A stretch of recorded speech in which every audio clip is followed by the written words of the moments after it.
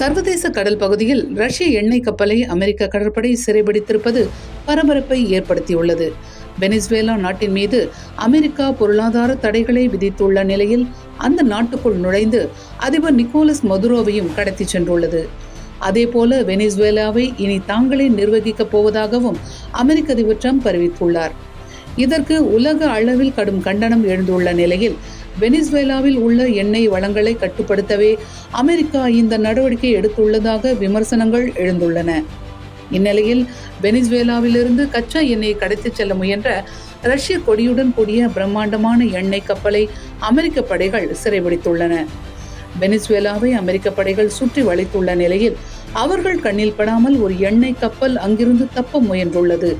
ஆனால் அமெரிக்க ரோந்து விமானங்கள் இதனை கண்டுபிடித்த நிலையில் அங்கு விரைந்த அமெரிக்க படைகள் அந்த கப்பலை தடுத்து நிறுத்தி சோதனை நடத்தின. அதன் பின்னர் அந்த கப்பலை அமெரிக்க கடற்படை தங்களின் கட்டுப்பாட்டில் கொண்டு வந்துள்ளது.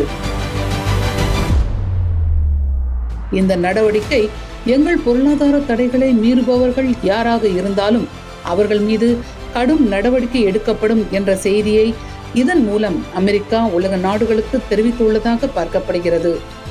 இதற்கு ரஷ்ய தரப்பிலிருந்து தற்போது வரை பதில் அளிக்கப்படாத நிலையில் ஏற்கனவே இந்த இரு நாடுகளுக்கு இடையே இருக்கும் பதற்றத்தை இந்த செயல் அதிகரிக்கும் என்ற அச்சம் எழுந்துள்ளது.